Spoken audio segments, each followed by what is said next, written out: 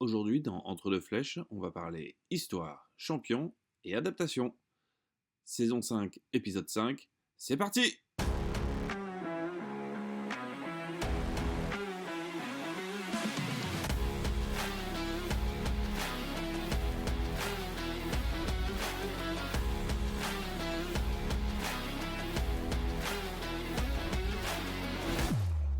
Salut les archers, salut les toxophiles, j'espère que vous allez bien.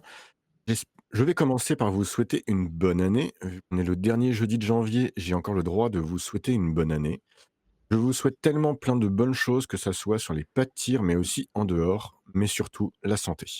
Elle est là ce soir entre 3 réunions, 2 enfants et une entreprise. Salut Harmonie. Bonjour à tous, bonne année. Comment vas-tu en ce début d'année? Ça démarre fort, encore plein d'engagements, mais on espère tenir la route jusqu'à la fin de l'année. Eh ben, je te souhaite une bonne année. Merci, merci. Pour m'accompagner dans cette émission de début d'année, je vais lui souhaiter plein de bénévoles gentils et motivés. Salut Yann, comment vas-tu? Salut Mathieu. Ouais, plein de bénévoles. On en a eu pas mal, nous. On a fait notre concours au premier week-end de janvier, donc juste après le 1er janvier. Les bénévoles étaient là, ils étaient en forme. Bon, Et bonne année à tous. je te souhaite une bonne année aussi. Notre invité est tellement important à mes yeux de petit archer en 1996 qu'aujourd'hui je vais sûrement bafouiller dans l'émission. Monsieur Damien Le Tulle, salut. Salut à vous, bonne année à vous et à tous les archers. Comment vas-tu en ce début d'année? Bah, écoute, plutôt bien là, avec une reprise de la compétition donc voilà pour aller, en espérant, hein, je vais aller vite dans le vif du sujet, je vise les jeux olympiques là de 2028 en para donc voilà, c'est Ok. reparti après une année de pause, voilà, c'est reparti. Eh ben, je te souhaite à toi aussi une bonne année et encore merci d'être là ce soir. Ça me fait énormément plaisir. J'ai fait des bons, hein, quand on m'a dit que tu allais venir. Avec plaisir. Ah, je savais que ça, je savais. Ah mais, alors pour la petite histoire, je sais que je parle de moi et cetera. En 92, quand Sébastien Flute a gagné sa, médaille d'or, j'étais au tir à l'arc, donc j'ai pas pu suivre et donc en 96, quand les Français étaient, aux Jeux olympiques et ben, j'ai pas été au tir à l'arc. Je suis resté à écouter, à la radio, les résultats des Français. Voilà. Je suis, voilà, Yann, tu tu Bon ça me fais réaliser un rêve de tu t'as pas gamin fait là ce soir. beaucoup à la radio parce que les résultats n'étaient pas forcément exceptionnels à Atlanta, mais Non, mais quand même, je voulais suivre, j'avais tellement d'espoir en fait, en vous que voilà et puis enfin on va en parler tout à l'heure, ça enfin marche. voilà. Je Un rêve, c'est surtout parce que Damien a eu la gentillesse d'accepter, connaissait un peu le concept de l'émission et quand je lui ai dit qu'on voulait parler du tir à l'arc, le handicap dans le tir à l'arc et surtout de son association Un arc vers l'avenir, il a tout de suite accepté. Et je veux dire, entre deux séries, hein, on a juste eu le temps de se voir entre deux séries, il a tout de suite accepté, donc je te remercie énormément Damien. Avec plaisir. donc Damien, encore merci. Hem, 1er petit point, alors le jour où on enregistre là, c'est la Saint-Sébastien. Mmh. J'avais pas prévu du tout dans mon planning d'émission de faire ça, mais en fait, j'ai demandé si les gens le faisaient en fait dans leur club, ou pas et j'ai marqué, en choix aussi: «C'est quoi?» et en fait sur, la cinquantaine ou centaine de votes qu'il y a, j'ai quasiment un quart qui me marque: «C'est quoi?» Donc je voulais savoir, est-ce que quelqu'un est capable d'expliquer ce que c'est que la Saint-Sébastien? Et je vous poserai la question à tous les 3. Hem, est-ce que vous le faites dans votre club ou pas? Voilà. Qui veut se lancer? Damien, est-ce que tu veux expliquer ce que c'est que la Saint-Sébastien? Oui, bah, là, Saint-Sébastien, c'est le saint patron des archers donc voilà et donc ben, il y a dans certains clubs, oui, il y a on fait une petite fête pour cette Saint-Sébastien. Il y avait même une compétition à l'époque qui était à Marseille et qui s'appelait la Saint-Sébastien et qui a été remplacée par Nîmes par la suite, mais ça correspondait à peu près à cette date-là. C'était une belle compète que je me rappelle qui était sur Marseille. Ouais. Donc voilà, le saint patron des archers. Ok. Alors, Harmonie, tu fais la Saint-Sébastien dans ton club ou pas? Alors, j'ai changé de club il y a 4-5 ans, donc on ne fait pas la Saint-Sébastien, on ne fait aucune tradition liée au tir, de l'oiseau ou Saint-Sébastien. Mais j'ai été longtemps dans un club qui, en étant petite, et on le faisait. J'ai même été à la messe pour Saint-Sébastien. En étant déguisée en en petit Robin des Bois. On faisait aussi des cavalcades à ce moment-là, mais pas la Saint-Sébastien. Donc oui, je l'ai fait très longtemps, la Saint-Sébastien. Donc je reste très marquée à ce symbole du Saint-Sébastien que je reconnais dès que je vois une iconographie qui y ressemble, je la reconnais. La dernière fois, je l'ai encore croisé ce matin, mais totalement au hasard, vu qu'on était à la Saint-Sébastien aujourd'hui, mais c'était une iconographie très particulière et je l'ai reconnue direct. Et là, je me suis dit, ah oui, c'est vrai, on est le 20. Voilà. Et on faisait un tir et un repas en général. Ok. Et toi, Yann, au club, vous faites la Saint-Sébastien ou pas? Non, chez nous, là-haut dans le club où je suis aujourd'hui, non. Où j'étais avant à Nantes, on faisait un petit quelque chose. Donc nous, ce week-end, on va faire quand même la galette, donc on va y penser quand même un petit peu. Et on a beaucoup de jeunes archers ou de débutants qui connaissent pas forcément ce que c'est que la Saint-Sébastien. Et autrement, dans d'autres clubs, le jour de la Saint-Sébastien, donc on essayait de faire souvent le tir à l'oiseau. Hein, donc c'est souvent ce qu'on faisait. Et puis après un bon repas entre nous, mais non, la messe c'était rarement parce qu'il y avait qui n'étaient pas forcément de confession catholique, donc tout le monde n'allait pas forcément à la messe. Oui, Donc, je vais laisser la parole à Damien. Tu fais la Saint-Sébastien dans ton club ou pas du tout? Pas du tout. D'accord. Moi, dans mon club actuel, on fait la Saint-Sébastien et c'est comme dans mon ancien club aussi.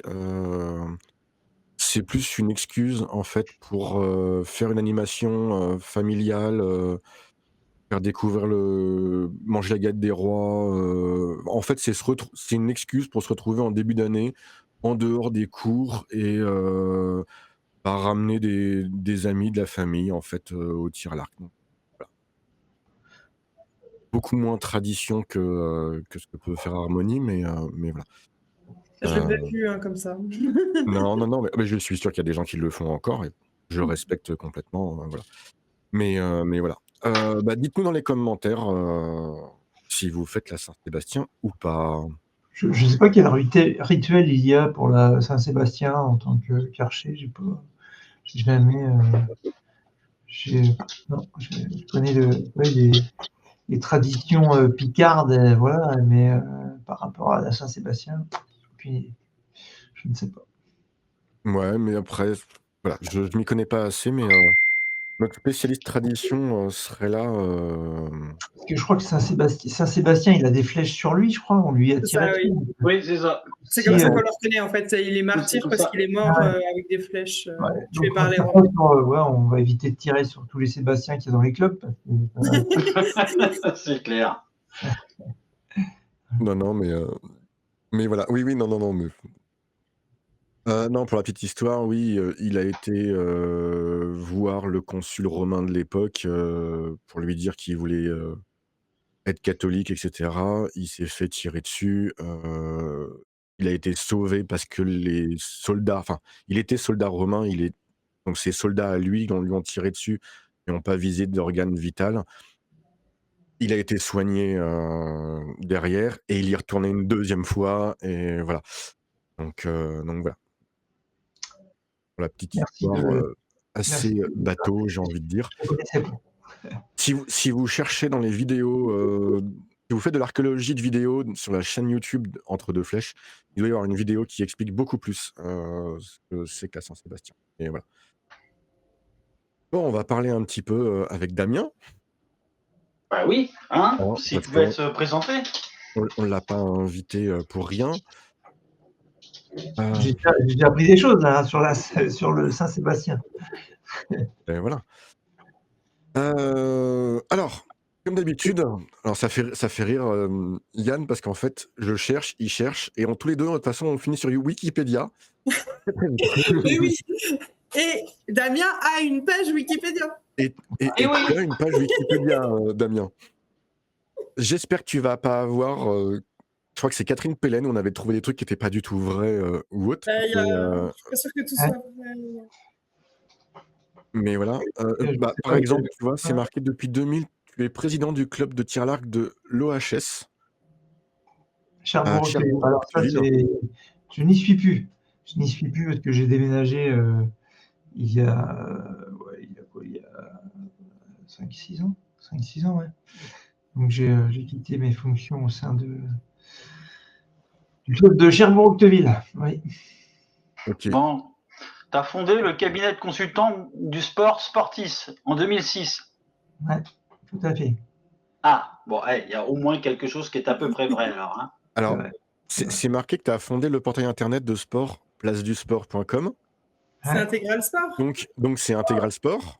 Oh, je suis vieille. C'était Place du Sport, et oui, et qui était Intégral Sport. En fait, l'idée de Place du Sport était de réunir, avec l'arrivée d'Internet en 2000, une plateforme où on pouvait parler de tous les sports un peu sous-médiatisés. Donc, évidemment, tir à l'arc, tennis de table, judo, badminton, etc. Et d'un autre côté, donc j'avais on va dire des reporters dans chacune de ces disciplines. Et nous, l'aspect commercial était pour vendre du matériel dans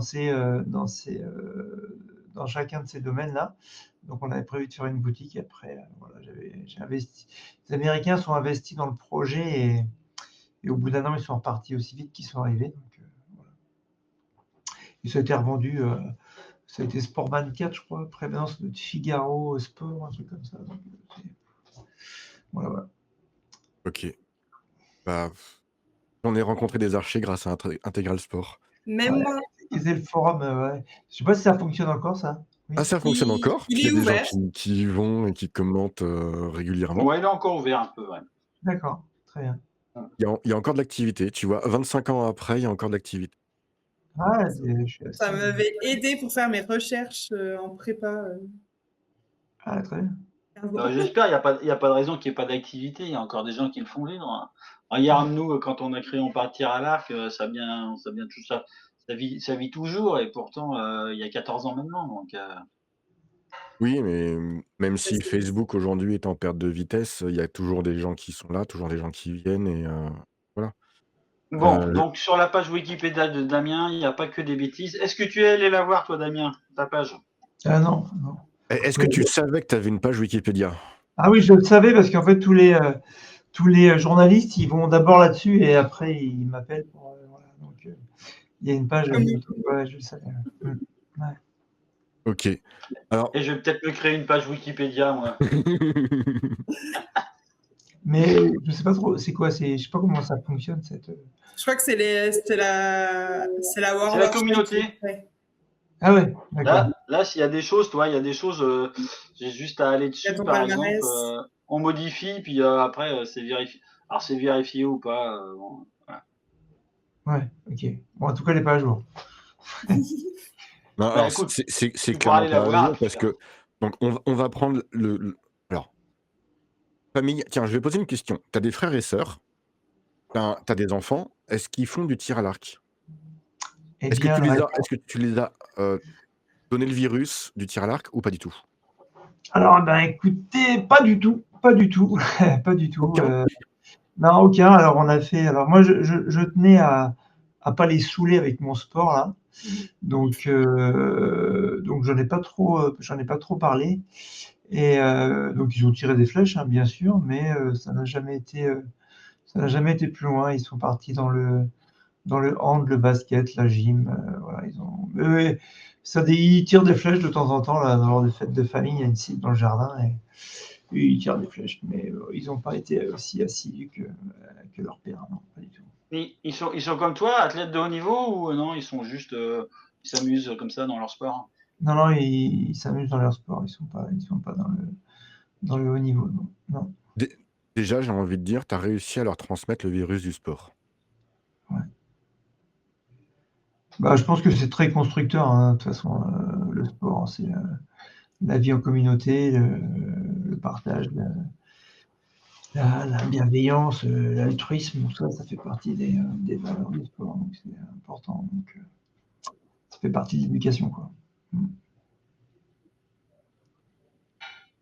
Bah oui, mais voilà. Alors, ce qui est rigolo dans le... Comment ça s'appelle? Dans ta page Wikipédia, c'est que ton palmarès, il commence en 95. T'as D'accord. commencé le tir à l'arc à quel âge? Si c'est pas indiscret. Alors, comme Wikipédia, en 95, en février. Non, non, je plaisante. Je l'ai pas vu arriver celle-là. Donc, j'ai commencé le tir à l'arc. Alors, l'histoire était un peu drôle parce que mon grand-père était un passionné de tir, donc chasseur, il faisait tout ça de sorte. Il m'a fait fabriquer un arc avec un noisetier et des branches et des flèches en bambou, là. Et j'ai cassé un carreau et ma maman m'a inscrit dans un club aussitôt pour éviter que je blesse quelqu'un. Donc, c'est un petit peu. Voilà. C'est le club de Cherbourg-Octeville dont on parlait tout à l'heure, hein, voilà. C'est exactement ce qu'il y a dans sa page Wikipédia. Ah ouais. Damien, je te lis juste tes débuts. Hein. Ouais. Si Damien fut parmi les meilleurs de sa génération au tir à l'arc, c'est grâce à un carreau cassé lors de sa petite enfance. Il aimait en effet fabriquer pour son plaisir des flèches et des arcs à partir de branches de noisetiers. Et un jour, par chance, il cassa un carreau chez lui. Sa mère, qui en avait assez les bêtises de son fils, décida alors d'inscrire Damien dans un club. Et c'est comme ça qu'il fera ses débuts à OHS. Ah ouais, et en plus, c'est un peu narré comme truc, c'est drôle. Je viens juste de lire ce qu'il est. Hein. Je sais pas qui a fait ta page, mais en tout cas, voilà. Ben, on voit au moins qu'il y a des choses qui sont vraies. Bon, bah voilà. Donc voilà, c'était ça le début. Et donc voilà, en 82, moi avant je faisais du tennis, du foot. Moi j'avais un papa footballeur, une maman qui faisait beaucoup de sport. Et donc je me suis mis à les suivre. J'ai fait du football, j'ai fait du tennis, j'ai fait du judo. Et après j'ai découvert le tir à l'arc de cette façon-là. Et je suis resté fidèle au tir à l'arc et j'ai abandonné le tennis. Je n'étais pas mauvais au tennis non plus. Et puis voilà, crescendo, c'était à côté de chez moi et puis j'y allais 1-2 fois par semaine le soir et puis après j'y allais de plus en plus souvent et puis voilà, les résultats arrivant crescendo, et ben voilà, les premiers championnats d'Europe, départementaux, régionaux et après nationaux, et voilà, c'est comme ça que c'est parti la carrière. Voilà. Au début, j'étais pas très très fort. Hein. J'étais pas très fort. Je me rappelle, ils se foutaient de moi parce qu'ils pensaient que mes flèches elles allaient arriver dans l'autre sens tellement elles sortaient mal, ou je sais pas, j'avais une technique un peu particulière. Mais jusqu'au jour où j'en ai eu marre qu'on se moque de moi, j'ai mis un peu de sérieux dans le truc et ça a changé les choses. Ils faisaient plus les malins après. Le sérieux a changé ta vie? L'envie d'être compétiteur. Ouais. J'étais compétiteur dans l'âme. Et donc là, c'était bien joli de tirer des flèches, mais à un moment, chaque dimanche, je me faisais éclater de je sais pas combien de points, je me rappelle. Il s'appelait Jérôme Gros, je me rappelle. C'était un jeune benjamin. Jérôme Gros, il était énorme. Il me battait tous les week-ends. Il mettait 100 points. Et je dis, putain, lui. Et donc, je m'y suis mis. Et puis lui, du coup, je l'ai battu. Puis il a arrêté. Et du coup, je Voilà, ben, de fil en aiguille, en 95, hop là, premier championnat du monde. Et voilà, c'est ça.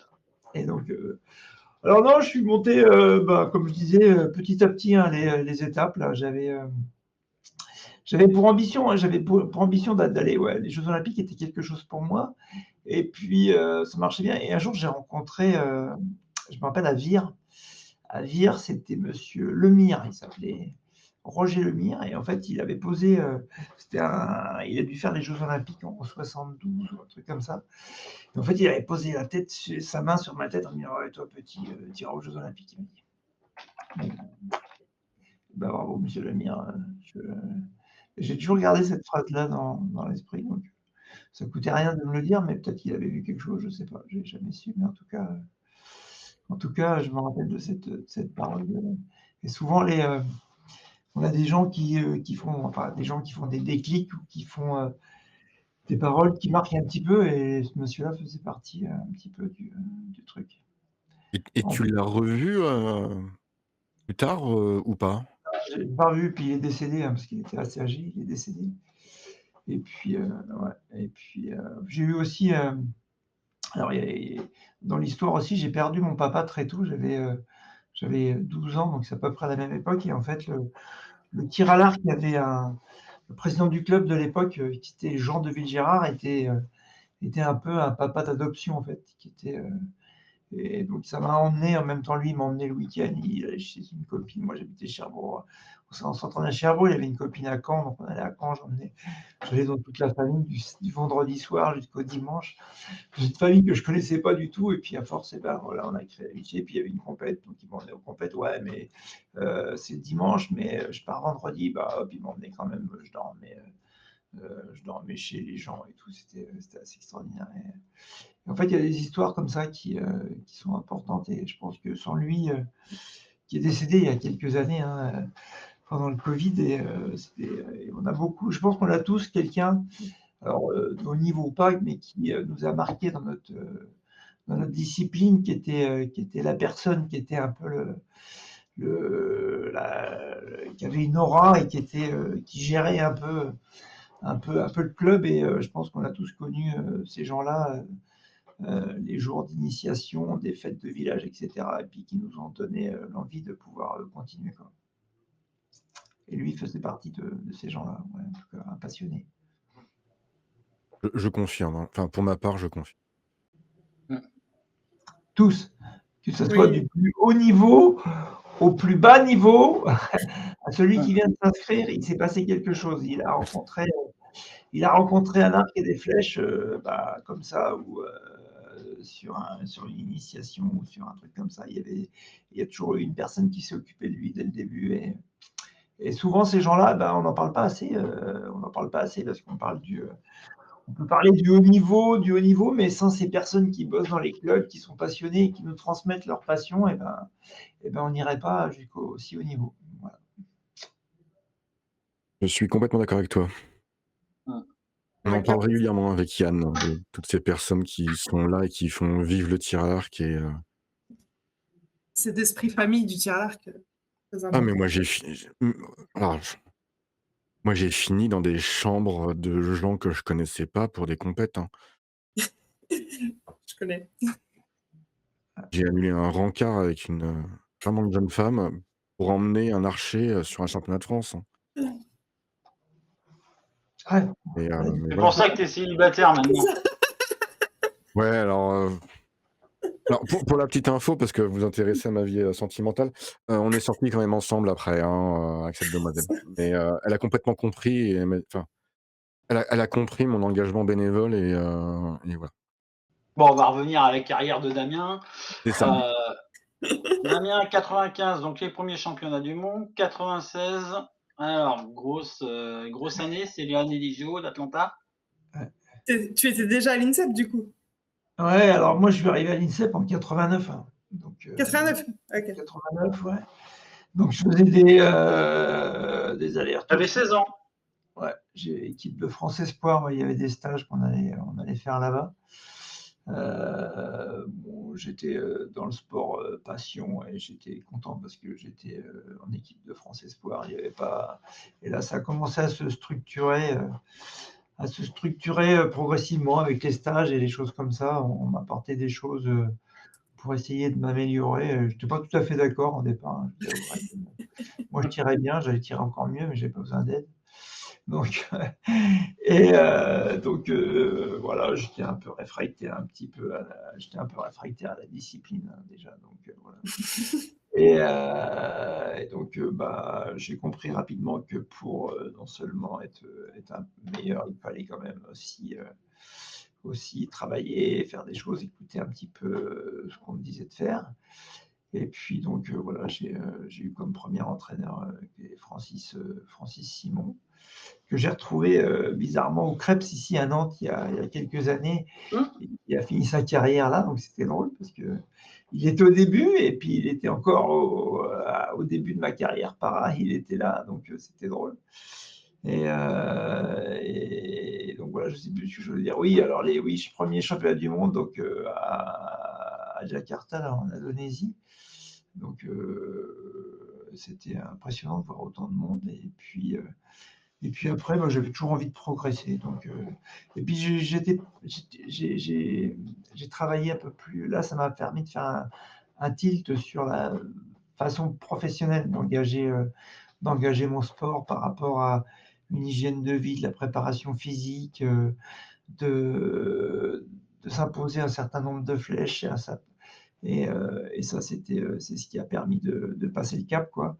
Tout en gardant beaucoup de plaisir, hein, parce que c'est ce qui était le plus important. Et donc oui, après 96, ouais, c'était l'année où j'étais en équipe de France élite, et puis là, tout s'est bien passé, tout était ouvert. Si ce n'est que j'ai pas fait les championnats d'Europe en salle où j'étais prêt, où j'avais envie de faire. Et après, donc, je me suis un peu vengé de ça. Je me suis qualifié pour les championnats d'Europe où je fais une médaille de bronze, puis par équipe aussi. Et puis après, il y avait une compète de sélection, je me rappelle, en Allemagne, qui nous coupait à 8. Et en fait, là, allaient sortir les 3 sélectionnés pour les Jeux d'Atlanta. Et Michael Nerol, l'entraîneur à l'époque, a décidé de faire une équipe qui ne correspondait pas forcément au classement. Il avait mis Sébastien Fluke, Lionel Torres et puis moi. Et du coup, on bat le record du monde sur cette compète-là de sélection. Et je pense que c'est là que ça a fait le déclic pour dire voilà, la sélection, le soir même, il disait, il présentera au SF c'est-à-dire Sébastien, Lionel et moi, pour les Jeux d'Atlanta. Et mon pote Ludo, qui était dans ma chambre, lui était 4e. Et remplaçant, et c'était un peu la soupe à la grimace, le retour dans la chambre. Donc il était un peu énervé, et puis moi j'étais un peu triste, en même temps que mon pote soit énervé, donc c'est un peu compliqué. Donc bon, on a réglé ça après à la rigolade, et puis en fait voilà. Donc voilà, et donc Atlanta, une préparation toute spécifique. On s'habitue à la chaleur, donc on avait été à La Réunion, je me rappelle faire des stages à La Réunion sous la canicule, c'était un peu compliqué. Et puis on arrive au Jeux d'Atlanta. Moi j'ai les yeux grands ouverts, hein. Par contre c'était vraiment tourné beaucoup vers le merchandising et tout ça, c'était très Les États-Unis, quoi. Ouais, comme tu as dû le dire hein, dans un interview ou autre chose, c'était les JO Business, non? Ouais, c'est ça. Ouais, c'est ça. Ouais, beaucoup. Tout a été. Puis en fait, c'était pas forcément pour les athlètes parce que nous, on était dans une des grandes écoles là-bas qui était. Et en fait, on dormait dans des lits superposés. Enfin, on vivait. Nous, on sentait bien qu'on était un peu un peu comme dans les trucs romains là, tu vois, où les gens ils viennent. Gladiateur. Ouais. Ouais, c'est ça. Voilà. Du pain et des jeux. Ouais, c'était un peu ça. On va amuser le peuple. Donc voilà, c'était un peu. En plus, c'était pas la guerre en Irak ou non? Non, pas 87. Enfin... Ah non, c'est 92, 91. Ouais. Donc voilà. Après, alors en termes de la compétition, alors moi je sors meilleur français des qualifs. Hein, j'avais bien tiré. Et donc je voyais que Sébastien et Lionel étaient un petit peu en vrac. Et puis nous, l'équipe, on était vraiment allés chercher la médaille d'or, hein, honnêtement, par équipe, parce que ça marchait bien. On venait de faire une médaille aux Europes. on était sur tous les podiums à chaque Grand Prix et là, on a dit: «Si on va au jeu, c'est pour aller chercher non seulement une médaille, mais la plus belle couleur, quoi» et donc voilà, donc en individuel, bon, comme je vous ai dit, moi, je termine meilleur français, mais je tombe en 32e de finale contre, Andreas Parenti, un Italien et là, je suis pas du tout dans ma compète, là. Je je suis à 100 000 lieues, je regarde partout, j'essaie de me raccrocher à des trucs, enfin complète pas du tout dans la compétition, donc je me fais éliminer, dès les 32e de finale et Et puis, donc voilà. j'ai une question. Tu sens que tu es pas dedans et cetera. À l'époque, vous aviez pas de psy, vous aviez pas de coach mental, vous aviez pas toutes ces choses-là pour vous aider à vous reconcentrer ou choses comme ça, en équipe de France? Pas du tout. Pas du tout et puis, justement, ça m'a aidé par la suite, mais, cet événement parce qu'en fait, j'étais vraiment, perdu. Il y avait une distance. En fait, j'étais sur le terrain d'entraînement et juste à côté, j'enquillais les 10, mais par volée de 8, quoi. Bim, bim, c'était, si je faisais un 9, c'était je sentais que c'était une mauvaise flèche, mais vraiment j'étais le champion olympique de la journée, hein, franchement et tu sais, il y avait une proximité avec mes 2 potes, avec, Seb Lionel qui était là, il y avait, le kiné, il y avait, Mickaël Nerol, l'entraîneur. On était à dans 3 mètres, quoi, 3 mètres, l'un de l'autre et je suis passé dans l'arène là. Oh et tout de suite, il y a une distance qui s'est placée une dizaine de mètres, quoi. Une dizaine de mètres et je me rappelle encore cette sensation d'avoir perdu mon tir, en fait. D'avoir perdu mon tir en 3 minutes, quoi. En 3 minutes. J'étais plus sur ce que je faisais, j'étais absent, j'étais vraiment, spectateur de ce qui se passait et même aller chercher des trucs, vas-y, passe le clic, enfin des conneries quoi, qui correspondaient pas du tout à l'état d'esprit du moment et dans lequel on doit être, par rapport à quand on est compétiteur et d'autant plus, aux Jeux olympiques quoi. Donc voilà et donc bah, par équipe, bah, on était remontés parce qu'on n'avait pas fait de bonnes performances, hein. Sébastien avait perdu tout comme moi. Je crois qu'il défendait son titre de champion olympique. Bon, il a dû tomber au premier ou au deuxième tour. Et il y a Lionel qui a été jusqu'en quart de finale, je crois. Et donc, bon, on était tous mobilisés pour dire, bon, là, c'est parti, on est venu faire un truc par équipe. On va ramener une médaille. Bim, allez, c'est parti. En route. En route et donc on y va, on était bien déterminés, 1er tour, contre la Finlande, je me rappelle. Donc nous, on ambitionnait déjà attaquer les quarts ou les demi contre les Américains, les Coréens, où on était prêts, mais on avait oublié qu'il fallait passer, battre la Finlande, en fait.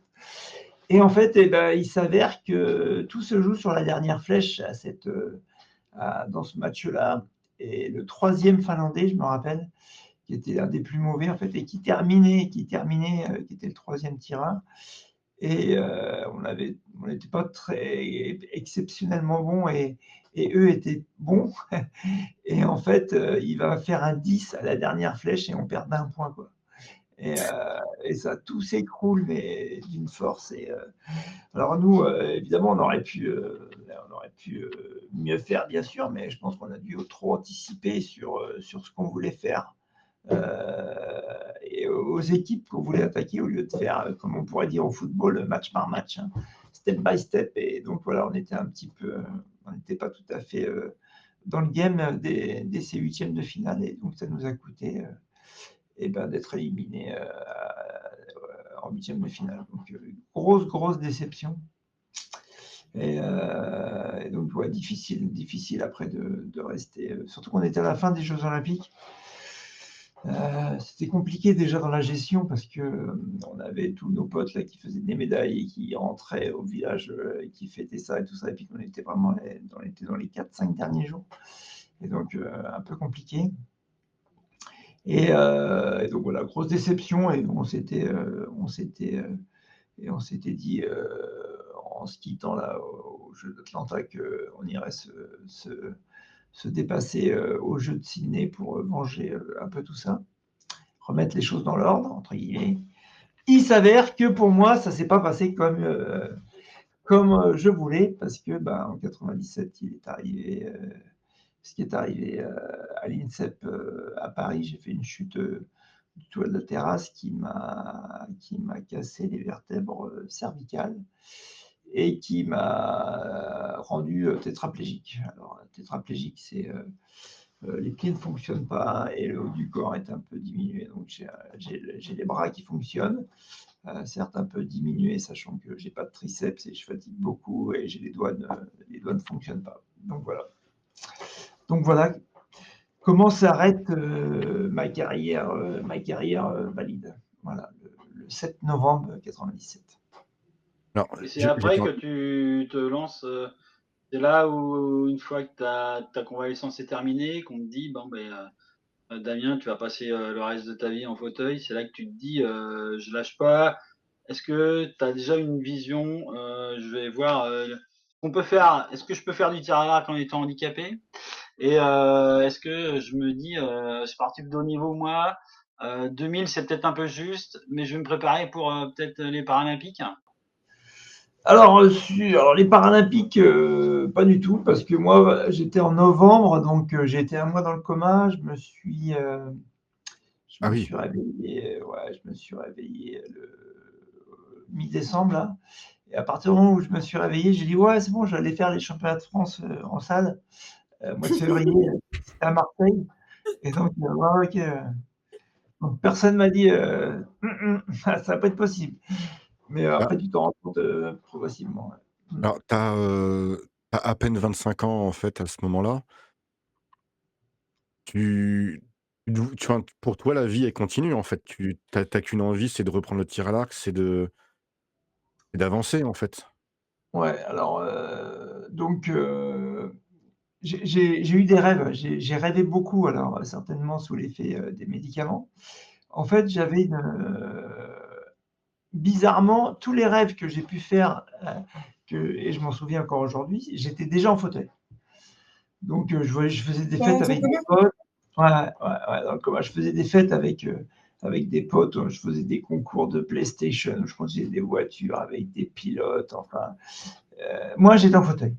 J'avais des potes. On avait fait une soirée où je me rappelle très bien. En fait, on était dans une grande maison. Il y avait une piscine et j'avais des potes. Ils faisaient du scooter des mers dans la piscine. Project. Donc, ouais, c'était fort. Hein, c'était fort l'éducation. Donc, il y avait déjà quand même cette façon de. Alors, il semblerait qu'il y avait une psychologue qui venait régulièrement et qui me parlait déjà de mon état. Tu vois, donc, peut-être qu'inconsciemment, j'ai commencé à mélanger un peu ce qu'elle disait, les rêves, et puis la suite des événements. Donc, voilà. Donc, il n'y a jamais personne qui vient me dire Monsieur Le Tuve, vous serez tétraplégique, vous ne bougerez pas les mains, ni les pieds, etc. On s'en rend compte progressivement en échangeant avec d'autres patients. Souvent, c'est un petit peu ça. Donc, ils en avaient parlé à ma famille, mais pas à moi directement. Donc, on discute, on voit d'autres patients, on dit tiens, ça fait 1 an que tu es là, 18 mois, et ça va pas mieux. Ah. Bizarrement, toi, Damien, tu es un peu dans le même état que lui, et je pense que dans 2 mois, tu vas pas galoper comme un lapin, quoi. Donc, voilà, donc on comprend progressivement que ton état va certes évoluer, mais ne va pas aller dans les espoirs où tu peux aller.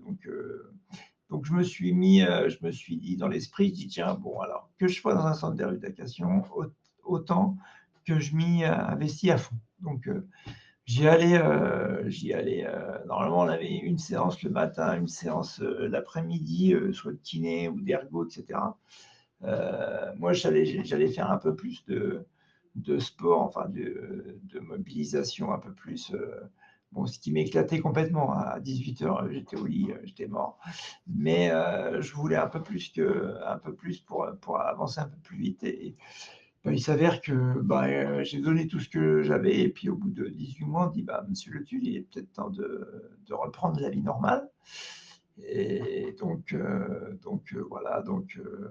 Alors, la vie ordinaire, c'est-à-dire retourner chez soi. Donc, moi, j'habitais à Rosny-sous-Bois à l'époque, dans un appartement qui n'était pas forcément adapté. Donc, il a fallu faire des changements, etc. Et j'ai eu la chance que mes beaux-parents, donc originaires de Cherbourg, et avec ma femme, ils avaient décidé de faire un agrandissement à ma maison pour m'accueillir, en fait, à la sortie de l'hôpital. Donc, ils avaient fait une extension avec une chambre et une salle de bain au rez-de-chaussée. Comme ça m'a permis de sortir du centre de rééducation dans les meilleures conditions et plus près de ma famille, quoi. Voilà. Donc, j'étais chez mes beaux-parents. Bon, c'est pas, je conseillerais à personne de faire ça, de retourner chez mes parents. Retourner chez les beaux-parents. Alors, je te rassure, je connais pas grand monde qui a envie de vivre chez ses beaux-parents. Ouais, moi, c'était fait un peu par la force des choses. C'était très gentil de leur part. Après, bon, c'était un peu compliqué. Voilà. Et là, tu te remets quand à faire du tir à l'arc là, après? Pas du tout. Je veux pas entendre parler du tir à l'arc parce que on m'en a parlé. Je me rappelle même qu'il y avait Vincent Hibou à l'époque qui était venu vers moi dire un tir à l'arc. Vincent Hibou, déjà à l'époque. Ouais. Déjà. Ouais, il m'en avait parlé. Et j'ai dit non, moi, le tir à l'arc, je vais avoir de la frustration si j'arrive pas à tirer des flèches, etc. Ça va me saouler. Puis je voyais pas comment. Les doigts ne fonctionnant pas, même si je pouvais avec un arc à poulie, j'imaginais qu'il fallait un index et tout. Ça fonctionnait pas. J'ai dit non, bah, alors du coup, je me suis investi non seulement dans les projets d'une boîte là qui s'appelait la Place du Sport et Intégral Sport.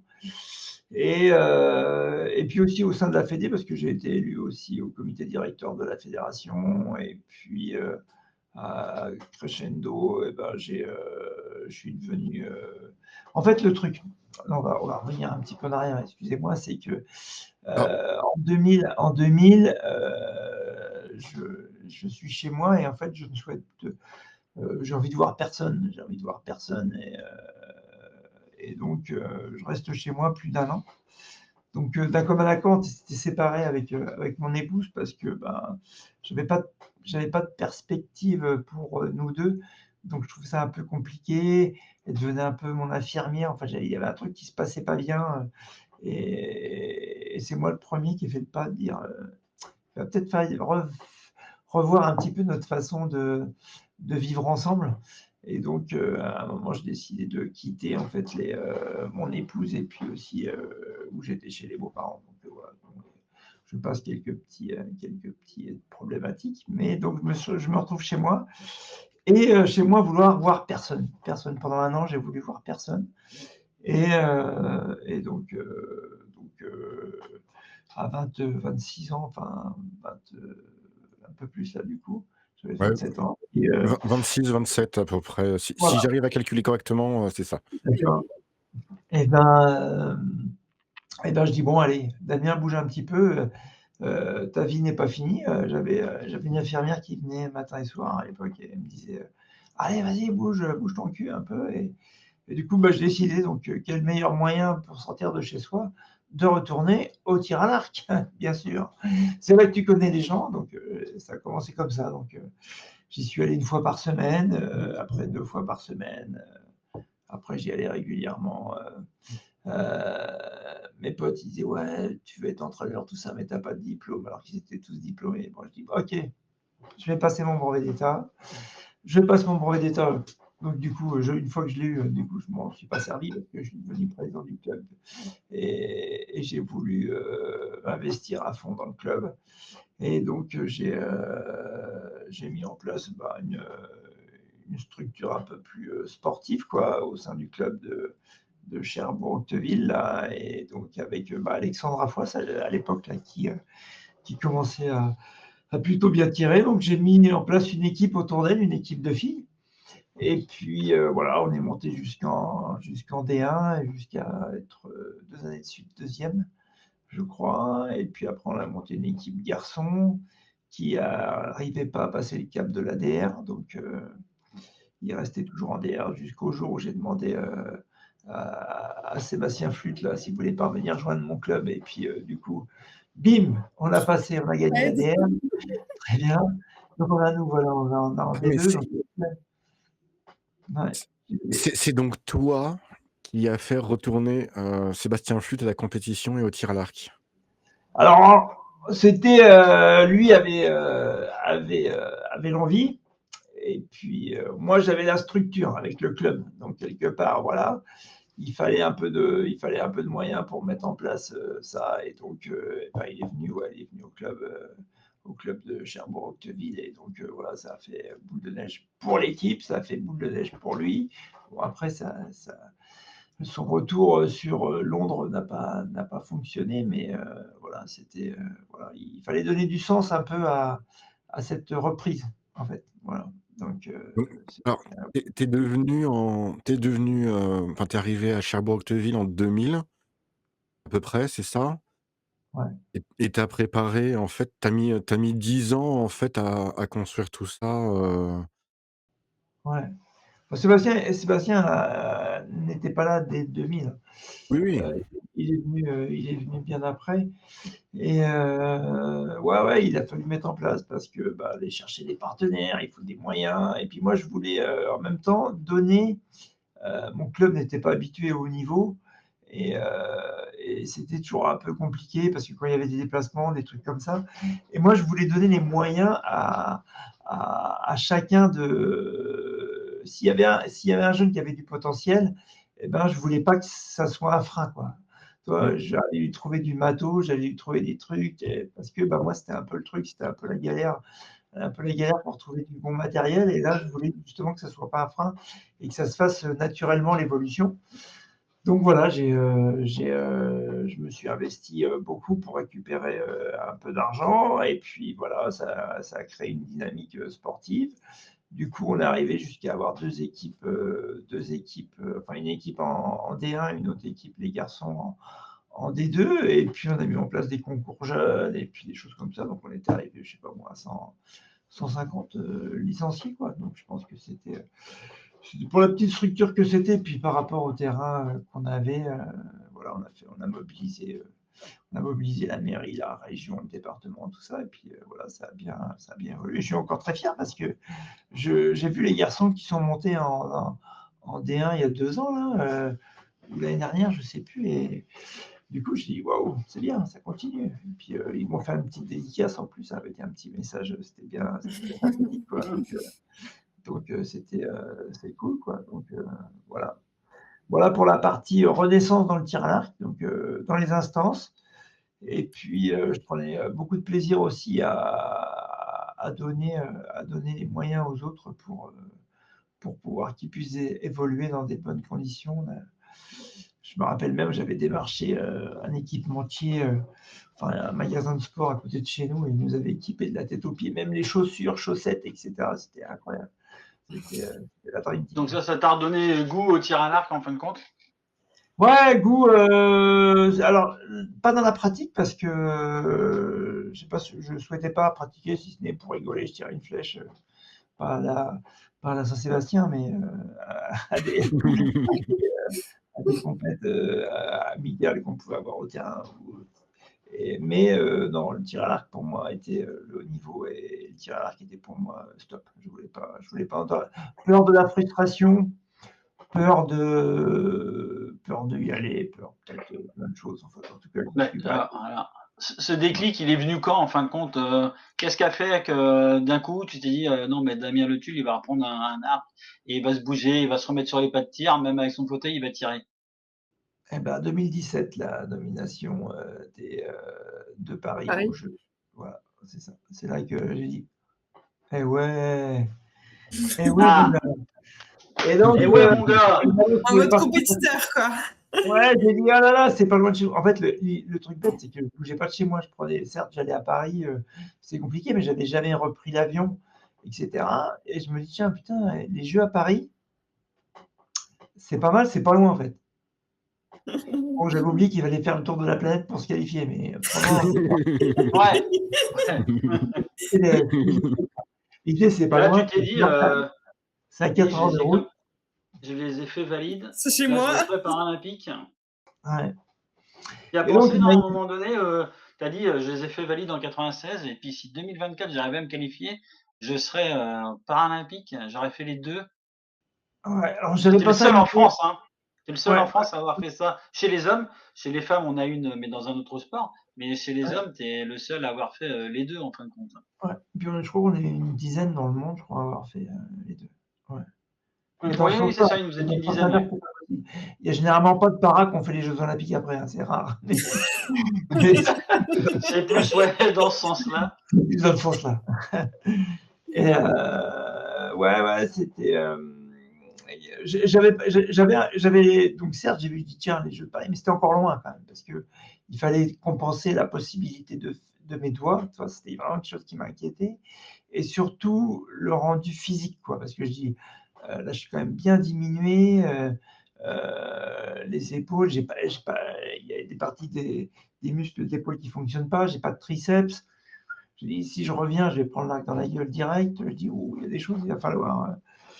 Donc j'ai rencontré, il y avait une des filles de l'équipe là, qui s'appelle, elle s'appelle toujours, hein, c'est Coraline Sainte-Croix et qui sortait ils sont encore, ils viennent d'avoir un enfant, mais un deuxième, Simon Julien, enfin Julien Simon plutôt, qui est ingénieur et qui faisait du tir à l'arc à poulie. Et donc on a discuté, il me dit: «Ouais, j'ai besoin d'aide, quoi, j'ai besoin d'aide». Il me dit: «Écoute, moi, je travaille avec les imprimantes 3D, je connais le tir à l'arc, allez, c'est parti». Donc on a commencé à trouver, des astuces, comment, bloquer un décocheur, comment je pouvais tirer des flèches et cetera. Et puis c'est venu, progressivement, voilà, on a amélioré des solutions. Bah, alors entre-temps, j'avais déménagé, hein. J'étais venu, habiter sur Saint-Nazaire pour des, notions, plus professionnelles. Mais et en même temps, et ben, il a travaillé sur, ces donnes d'adaptation pour vraiment et moi, au départ, déjà, j'ai pas compliqué la chose, c'est parce que je lui ai dit: «Ouais, OK, moi, je veux bien tirer à l'arc, mais je veux tirer à l'arc comme je faisais avant». C'est-à-dire, je veux pas Pas un truc, chiant, le gars, toi. je Direct, veux il pas s'est dit, mon gars, vénère. Je donc je voulais connais une pas qui a fait ça aussi. t'appuies sur un truc, tu sais, tu as une pince dans la bouche ou il faut que tu fasses, ou faut que tu chantes ou faut que tu racontes pour déclencher la flèche. Non, non, moi je voulais tirer des flèches comme Avec je le tes fais avant, c'était bim, voilà, on tire des flèches comme ça et voilà. Il me dit: «Ah ouais, d'accord». Bon, bah, du coup, on a trouvé des solutions. Alors et pour le décocheur, il a fallu aussi avec le club de Saint-Nazaire, ils avaient mis des, des sangles et tout ça de débroussailleuse pour me tenir au fauteuil. Enfin, on a fait des trucs. C'était et donc à la fin, ben voilà, ça a avancé, hein, ça a avancé, ça a mis beaucoup de temps pour me tenir en fauteuil, que je sois le plus droit possible, que je puisse déclencher comme je l'entends. Et voilà. Et après, bah, pareil, comme chez les valides, hein, une fois un entraînement par semaine, deux entraînements par semaine, trois entraînements, une compète, et après, hop, c'était parti. Et allez, tous les jours, et voilà, c'était reparti comme avant, quoi. Alors, comme avant, avec beaucoup quand même de contraintes un petit peu différentes, donc qui sont liées déjà au déplacement, à connaître son corps, parce que moi, si j'ai fait quelques erreurs, je dis, bon, allez, je repars dans le tir à l'arc, je repars dans le niveau, allez, je vais aller faire de la muscu, je vais aller tirer 300 flèches. Hein, hein. Ça marche pas comme ça, en fait. Ça marche pas comme ça parce que déjà, au bout de 50, je suis mort. Et puis, si je rajoutais de la condition physique derrière, c'était pas la peine enfin, j'ai fait plein de conneries, quoi, enfin, qui m'ont appris aussi à connaître mon corps. Mais le truc, c'est que j'ai le même état d'esprit, mais dans un corps différent. Et là, il a fallu lui faire comprendre à cet état d'esprit que c'était pas le même qu'avant, quoi. Et encore aujourd'hui, j'ai des problèmes avec ça. J'ai encore des grosses difficultés avec ça. Et donc, il a fallu adapter les choses. Et bizarrement, pour aller un peu plus vite dans l'explication, bah, arrivé jusqu'au jeu de Paris, et ben, au jeu de Paris, je tirais comme quand j'étais valide. C'est que je suis resté un sniper à rester bien longtemps visé pour aller la coller en plein milieu du 10. Et ben ouais, mais voilà, j'avais oublié que j'allais tirer, j'allais tirer 2 flèches comme ça, puis le restant, ça allait être trop dur pour moi pour les tirer correctement. Donc voilà, donc c'était, alors j'ai peut-être été un petit peu vite dans les explications là, où je suis arrivé déjà au Jeux de Paris, mais Donc je disais, j'avais une petite question. Est-ce que quand tu t'es dit: «OK, objectif Paris 2024», est-ce que tout ce que tu as appris à l'INSEP, est-ce que tu parlais tout à l'heure d'hygiène de vie, de façon de travailler et cetera. Est-ce que justement ça t'a servi pour pouvoir, avancer, reprendre, le tir? Est-ce que est-ce que tu t'es servi de tes erreurs en gros, du passé et de tout ce que tu as appris, pour pouvoir arriver où tu en es là, en fait? alors je suis reparti dans la même démarche, hein, comme je disais tout à l'heure. La problématique, c'était que le corps était différent. Donc il a fallu, comprendre déjà et en fait, on n'a pas d'aide par rapport à ça. Parce que, en termes d'adaptation, en termes de fonctionnement, moi j'étais à l'hôpital Saint-Jacques là et après m'être blessé plusieurs fois, j'ai dit: «Non, il faut que je comprenne». Donc je suis allé à l'hôpital Saint-Jacques, on a mis des capteurs un petit peu partout sur tous les muscles pour savoir, ceux qui fonctionnent et pour ceux qui fonctionnent, à quelle intensité ils peuvent fonctionner, quoi. Qui me permettait derrière de pouvoir, avec, un préparateur physique, d'adapter le travail, que ce soit au niveau des D'adapter tes épaules. entraînements et tout ça, ouais. Voilà, donc non seulement au nombre de flèches, mais aussi, au poids que je devais, soulever, en préparation physique et cetera. Donc voilà, donc ça a été une première base qui m'a permis déjà de diminuer le nombre de flèches parce que, j'étais bien trop fort et j'avais mal et aussi de régler aussi, ma journée, d'entraînement parce qu'avant, j'allais faire de la muscu avant d'aller tirer. Je dis: «Oh c'est bizarre, je tire mal, je suis cuit». Bah ouais, parce que tu as déjà tout dépensé, tu es grillé pour ta journée. Donc il a fallu faire des choix, des petites améliorations pour dire: «Tiens, je vais à l'entraînement, après je vais faire un peu de muscu et après je serai complètement éclaté et j'irai me coucher». Voilà, tu vois?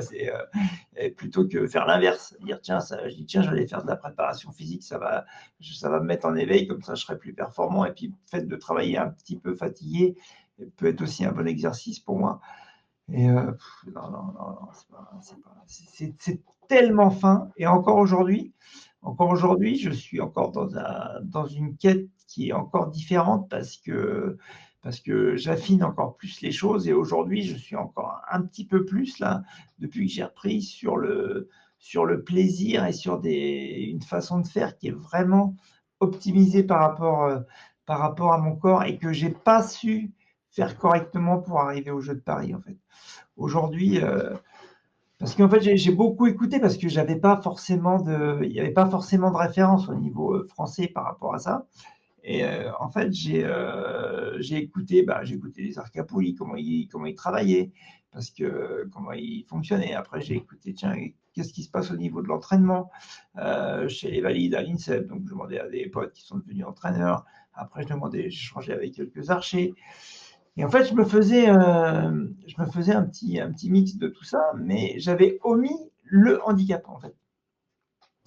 Et en fait, j'aurais dû partir de cette base-là déjà suffisamment, et encore plus profondément que le fait d'avoir été, à l'hôpital pour voir ce qui fonctionnait. Parce que je l'oubliais régulièrement et je voulais toujours aller plus, plus, plus, plus et ça l'a pas fait parce que j'ai bien vu que, au final, comment ça s'appelle? Aux Jeux de Paris, j'étais pas du tout dans la stratégie qui convenait et j'avais à peine terminé, mon match que je savais déjà ce qu'il fallait que je fasse, quoi, pour que ça s'améliore. Donc Alors moi, Non, ouais. à Paris, en fait, j'ai pas pu avoir de billets pour le jour où tu as tiré.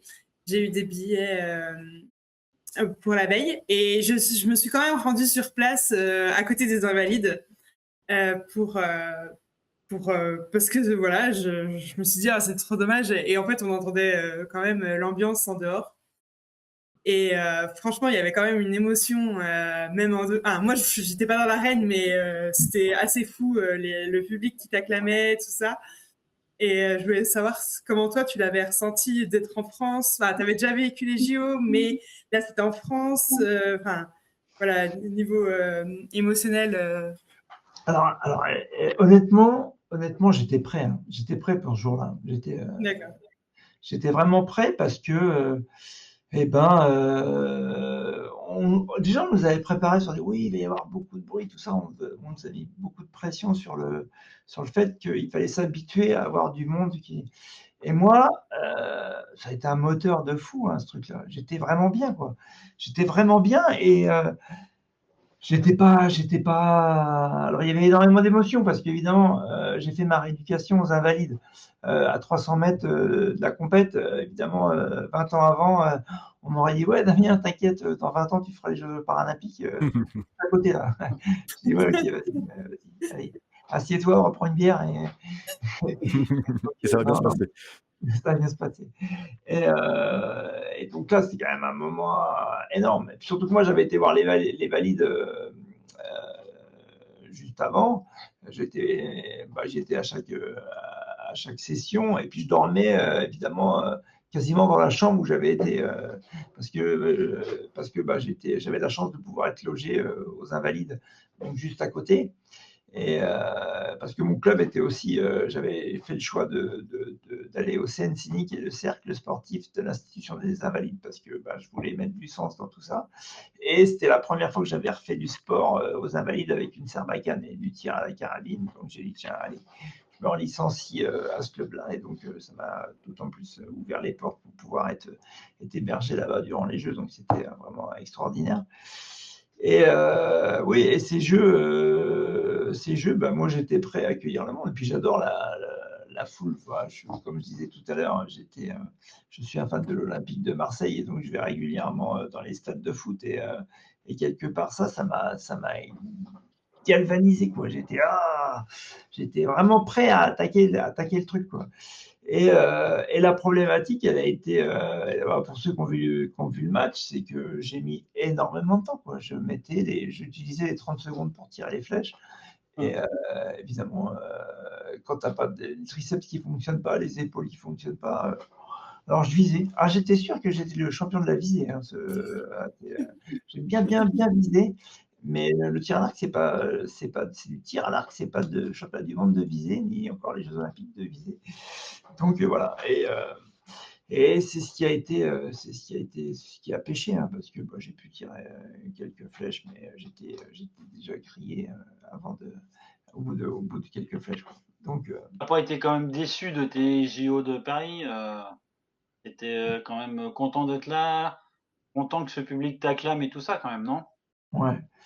Ce qui me gêne le plus, en fait, c'est que j'ai omis le côté sportif du truc, tu vois.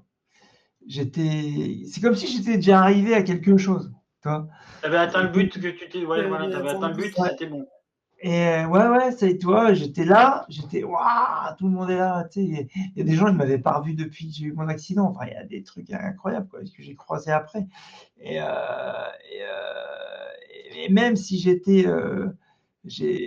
comme si j'étais arrivé, quoi, en fait. J'étais là. Ok, je suis là, certes, c'est mon moment, mais j'ai omis aussi un petit peu le côté sportif du truc. Et j'ai vraiment pris beaucoup de plaisir à tirer mes flèches, hein.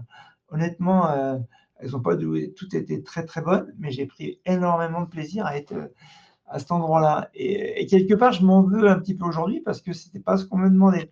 Aujourd'hui, si tu vas aux Jeux Olympiques, c'est pour aller chercher une médaille et pas pour profiter du moment comme j'ai pu le faire. Donc voilà. Ouais, mais ça pareil, on va dire que Paris 2024, tu as peut-être servi pour Los Angeles 2028, non? Tu l'as dans le coin de ta J'espère tête? toujours tout ce qui ne tue pas rend plus fort. Donc évidemment, là, Ouais. ça m'a appris beaucoup de choses. Et aujourd'hui, je deviens honnêtement, en fait, j'ai toujours poussé mes entraînements. En fait, je changeais régulièrement j'avais pas chopé le truc, en fait. Tu vois, j'avais pas chopé le truc pour être bon. Tu vois, j'ai le feeling, j'avais pas suffisamment le feeling pour gagner ces jeux parce que je changeais beaucoup, je me cherchais encore et encore quelques mois avant, je me cherchais encore à trouver le truc qui n'allait pas. Donc, d'une flèche à l'autre, je changeais de truc, tu vois, j'écoutais, j'allais une semaine à un endroit, travailler avec quelqu'un, après j'allais sur un autre, et puis, tu vois, j'écoutais tout le monde, et en fait, j'étais pas suffisamment dans le game, quoi. Et parce que, il y avait cette deadline pour être prêt, et en fait, tu cherches des trucs un peu partout, au lieu d'avoir une ligne bien tracée où tu avances progressivement. Et aujourd'hui, c'est parti plus sur un truc comme ça, quoi, où j'ai diminué la puissance de mon arc. J'ai dit, hop, prends du plaisir. C'est quoi pour toi de tirer une flèche, comme une bonne flèche? Comment ça se passe? Et après, il y a beaucoup d'imagerie, et aussi d'imagerie mentale, entre guillemets, et j'essaie de la mettre en œuvre. Et aujourd'hui, j'arrive à quoi, 50%, 60% de flèches qui correspondent à ce que j'ai envie de produire, quoi. Alors, c'est pas beaucoup, 60%, mais c'est quand même pas Écoute, mal. franchement, je t'ai vu tirer il y a 3 semaines, hein, quand même. Il y a beaucoup d'archers qui voient bien tes scores et ta façon de tirer et la même volonté, hein, parce que quand on voit de quoi tu es capable en salle, en plus concours à FFTA, donc tu te mesurais aussi à des archers valides. Excuse-moi, mais le tir que tu as produit, c'est quand même pas mal. Même si on sentait la fatigue en fin de concours, Ouais. c'est long aussi. Donc voilà. Donc tout ça là, ça te prépare un peu. Donc Los Angeles 2028, normalement, tu y crois, tu veux y aller? Alors, il faudra être. Ça va être plus dur. Ça va être plus dur pourquoi? Parce que les critères dans toutes les disciplines, ils vont augmenter, hein.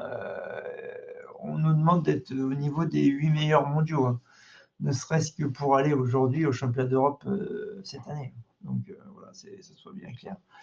Donc aujourd'hui, c'est 6,60 qu'il faut faire à 50 mètres. Donc voilà. Donc alors, nous, on a une spécificité avec les W1, c'est que certes, on tire avec un arc à poulie, mais on n'a pas le droit à la loupe ni à la visette. Voilà. Donc on tire comme un classique, quoi. Voilà. Donc voilà, 6,60, ça correspond à peu près au score que je faisais en classique. Donc voilà. Donc voilà, je sais vers quoi je dois aller. Et tu tires combien en puissance? J'ai pas beaucoup. 32 livres. 32 livres. Ça suffit. Parce que, En gros, faut pas. tu es en train de nous dire qu'avec un arc à poulie à 32 livres, on peut faire Paris 2024. Ouais. Ouais, je pense. Non, mais enfin, il y a beaucoup de gens qui nous écoutent, qui sont là en train de dire ouais, il faut de la puissance, il faut du machin, il faut du bidule. Non, faut maîtriser son arc. On est la preuve en fait. C'est sans maîtrise, la puissance n'est rien. Ah tiens, il y a Merci, quelqu'un qui a dit ça d'une merci, émission. merci. Et ça, on peut le garder, hein. Pour le tir à l'arc, c'est valable tout le temps, hein, parce que moi, je les vois encore en compète. Bon, je dis pas grand-chose, mais je vois que ça, il faut maîtriser. Et moi, c'était bien la problématique, hein. Je voulais redescendre en puissance, c'est pour reprendre des sensations et un positionnement. Et j'évolue depuis 4 mois à faire un quart de tour chaque semaine en puissance. Voilà. Pour reprendre la puissance, évidemment, c'est important pour tirer. Mais quelque part, il faut déjà, hop, on ne peut pas dire, tiens, je vais rajouter 2 tours de puissance et puis faire. Alors, chez les valides, à la rigueur, je pouvais le faire. Mais aujourd'hui, c'est impossible. Moi, si ne serait-ce que faire un demi-tour de puissance supplémentaire, déjà, je suis éclaté, hein. Je suis éclaté. Donc, c'est très, très fin. Et à savoir aussi que, en termes de handicap, dans ma catégorie, en fait, je suis le plus handicapé parce que on est même tous, on va dire, tétraplégiques On est tous un peu similaires. Après, il y en a qui ont la possibilité d'avoir bougé leurs doigts, leur index, ils ont des triceps, etc. Je pleure pas par rapport à ça parce que je sais vers quoi je devais aller. Donc, mais ça n'empêche que je vais bientôt les éclater. C'est qui sont moins handicapés que moi. Ça, c'est un mental de winner. Donc voilà, mais je m'en veux un peu, toi, parce que j'ai fait beaucoup de préparation. Paris était vraiment un bel événement. J'ai donné, il y a eu beaucoup d'émotions sur ce truc-là, mais c'était pas forcément ça que je voulais donner, quoi. Mais voilà, là je repars autrement, et si ça se trouve je serai, je sais pas, mais là je suis plus en confiance, et il y a beaucoup de plaisir, et je pense que cette notion de plaisir aussi, elle est très importante quand on a dans l'imaginaire, parce qu'on peut tous se projeter sur un archer ou sur une façon de faire, de tirer des flèches. Et quand toi, tu commences à te rapprocher de plus en plus entre ce que tu imagines et ce que tu ressens, même si c'est pas tout à fait, ça, mais c'est que ça commence à sentir bon, quoi. Donc là, on est plus sur le truc qui commence à sentir bon, ouais. J'ai une question. Tu parlais tout à l'heure de matériel, d'accessoires, d'imprimantes 3D.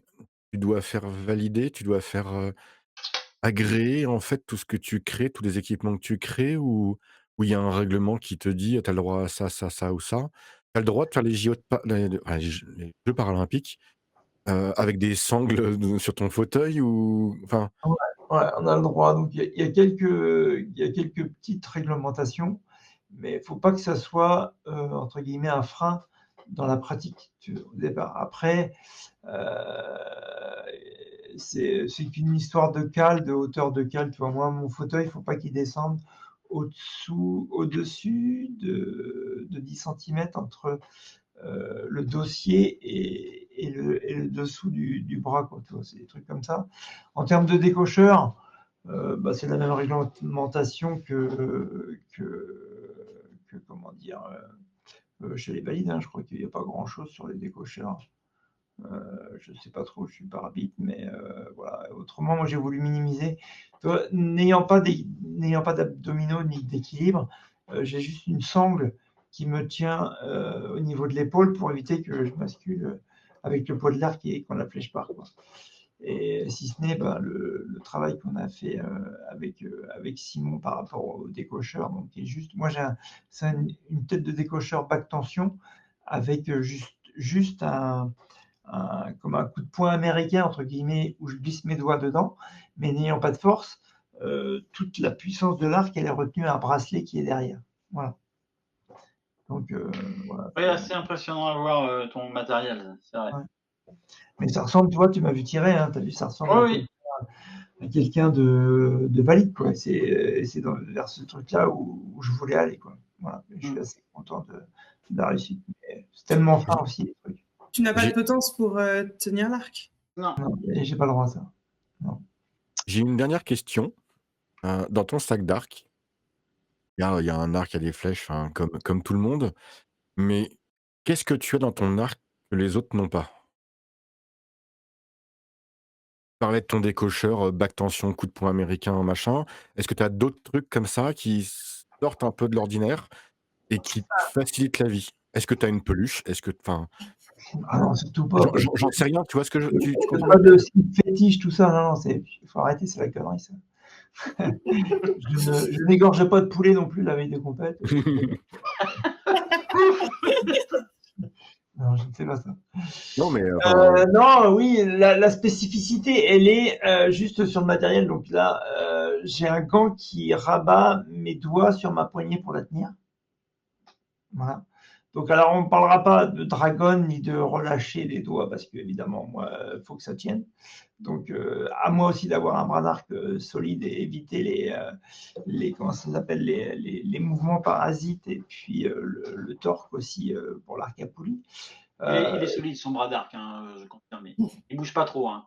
Ouais, bah, j'ai encore des faiblesses, hein. Moi, je te dis, quand je vais en coller en voir quelques-unes, c'est que ça va pas. alors je vais poser une question là. Ton gant, c'est celui qu'on voit sur ta photo sur le site de la World Archery? Ouais, c'est ça, ouais, c'est ça. D'accord, OK. Ça replie mes doigts sur la poignée, quoi. Voilà. Et puis le décocheur, eh ben, c'est une tête de décocheur, on va dire normale, avec un bracelet. C'est des bracelets BOA d'ailleurs qui existent. Excusez-moi pour la marque, mais c'est plutôt le système qui se verrouille en cliquant, quoi, en tournant. Donc je ne sais pas si vous connaissez, mais ça peut marcher aussi avec les chaussures de ski et tout ça. C'est plutôt sympa. Ça me permet d'être autonome chez moi. Je peux me préparer seul pour tirer des flèches, quoi. Si ce n'est pour aller les chercher, donc là j'ai des enfants pour ça.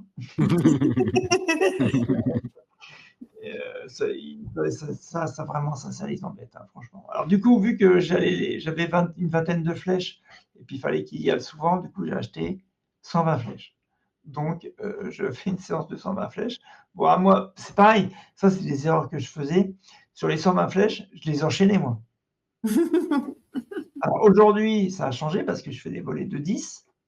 Mais je fais un petit cours d'anglais entre chaque volet. Oui, donc, je prends 3 minutes pour faire de l'anglais avec l'application d'anglais, comme ça me permet de faire une pause et voilà, de repartir. Et ça aussi, ça a changé les choses. Parce qu'avant, je tirais, puis à la fin, je finissais, j'avais la tête qui touchait les genoux tellement j'étais fatigué, quoi. Donc voilà, donc là aussi, poser les choses, voilà, refaire des sessions propres, voilà, prendre son temps, ne pas oublier la récupération et tout ça, c'est des choses qui sont certes évidentes, mais quand tu es dans la quête, dire tiens, allez, je vais à Paris, allez, vas-y, balance-en encore une, et tu vois, c'est pas grave, et puis tu les enchaînes, et puis tu fais Et t'es suivi par Vincent, par exemple, ou quelqu'un Alors d'autre? non, pas particulièrement par Vincent. Vincent, il s'occupe du. Alors, Non, est-ce mais que vous d'autres. pouvez spécifier qui est Vincent? Parce que je Alors connais Vincent pas Ibois, Vincent. Vincent c'est le Ibois qui est sélectionneur de l'équipe de France. Mais Vincent a une particularité, c'est qu'il est du haut niveau jusqu'à l'initiation dans le tir à l'arc. Alors c'est aussi beaucoup de travail pour lui. Après dans la démarche compétitive et olympique et de performance, on ne se retrouve pas toujours sur la même longueur d'onde, mais voilà, on travaille ensemble et il était là aussi au départ. Et voilà, donc je travaille, moi, c'est avec Amandine Bouillot, qui travaille aussi avec les handicapés. Voilà, plus sur le niveau. Voilà. Ok. Bon, pour le handicap, tu as créé une association qui s'appelle Un arc vers l'avenir. Ouais. Il n'y a pas longtemps, on l'a vu passer, on l'a même partagé sur les réseaux. Tu peux nous en dire un petit peu plus de cette association Un arc pour l'avenir? Voilà, alors c'est venu du fait de toutes ces créations qui ont été faites pour moi. Et je voulais pas que ça s'arrête au projet d'une personne. Et donc, j'ai souhaité proposer et mettre en avant en fait le fait de les proposer au plus grand nombre, enfin, plus grand nombre des blessés, généralement comme moi, tétraplégiques, dans toute la France. Donc, je recherche une quarantaine de blessés comme moi, où je vais leur donner des solutions pour pouvoir tirer des flèches. Et déjà, tirer des flèches, c'est déjà sympa. Et puis, pour les meilleurs et ceux qui veulent s'investir un peu plus vers le haut niveau, et que je leur donne un coup de main. Donc voilà, c'est un petit peu le truc. Donc brièvement, c'est un site internet où on pourra partager, ils pourront télécharger les plans de ces trucs 3D là, de ces techniques. Et ils les feront chez eux ou soit dans un service d'ergothérapie, pardon. Et en plus, on décline tous les accessoires avec les références. Par exemple, je ne sais pas moi, un bracelet type Truglo-Boa, il y a besoin d'une tige filetée de 6 mm, etc. Donc tout est bien détaillé. Parce que souvent, Oui. c'est que dans les centres de rééducation, il y en a qui disent « j'aimerais bien faire du tir à l'arc ». Parce qu'il y a du tir à l'arc dans les centres de rééducation et c'est un des meilleurs sports et qui est facilement accessible. Mais pour les tétraplégiques, c'est souvent très compliqué. Et donc, alors les ergos, elles font un peu ce qu'elles peuvent, mais des fois, ça ne fonctionne pas très bien. Donc là, le truc, il sera téléchargeable et hop, ils font le truc et ils peuvent. L'objectif est dès la première séance qu'ils puissent tirer des flèches, quoi. Et donc, voilà, c'est parti. Il y avait une première journée là, au Craps de Nantes. On était 14, je crois, donc c'est plutôt. Ah, c'est plutôt pas mal. bien. Ouais, ouais. Et puis, bon, après, avec des handicaps divers, mais quelque part, voilà. Donc, l'objectif est que dans quelques années, eh ben, on ait d'autres W1, qui est la catégorie qui puisse non seulement, peut-être avec moi, j'espère, bon, malgré que mon vieil âge, qu'on fasse des mix, des doubles, parce que c'est ce qui manque aussi, hein, parce que il y a des compétitions mixtes, il y a des compétitions doubles, il y a des compétitions par équipe.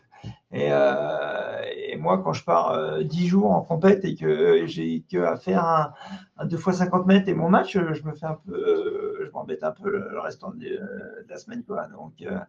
Donc là, si je pouvais aller faire des mixtes avec une fille comme ça, et puis un double, et puis voilà, donc et puis c'est d'autant plus intéressant. Donc je porte ce projet à fond et ça demande beaucoup, beaucoup d'investissement parce que quelque part, et ben, même j'ai pour vous expliquer, j'ai trouvé, donc on va dire, j'ai deux personnes qui sont de jeunes blessés comme moi, à peu près dans le même pathologie.